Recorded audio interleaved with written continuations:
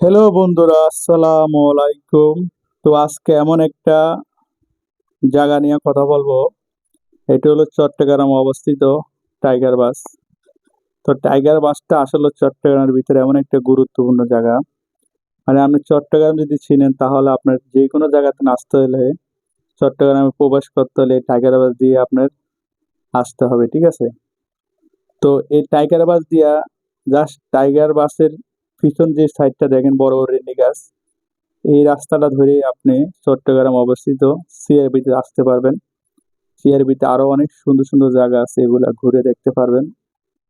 তো আমরা আজকে যে কাজটা করছি, আপনারা যদি এই টাইগার বাসের ভিউ কিংবা ভিডিও এরম করে নিতে চান, তো জাস্ট আপনারা ওভারব্রিজ যেটা আছে ওভারব্রিজের উপরে উঠে যাবেন।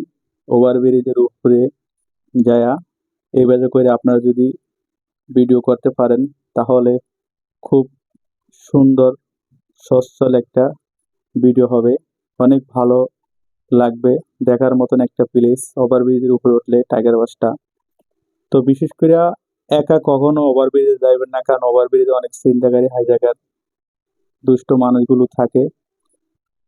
আপনাদের নিজস্ব বন্ধু বান্ধব নিয়ে যাইবেন যদি এই ধরনের টাইগার বাস উপরের থেকে দেখতে চান, ওভারব্রিজ থেকে। তো আমরা সেই কাজটাই করছি।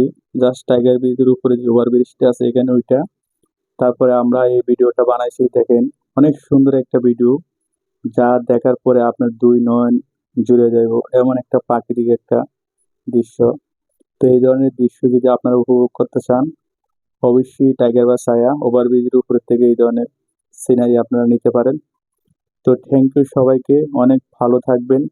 ভিডিওটা ভালো লাগলে আমাদের প্রকৃতি মিডিয়া ইউটিউব চ্যানেলটা সাবস্ক্রাইব করে আমাদের পাশে থাকবেন।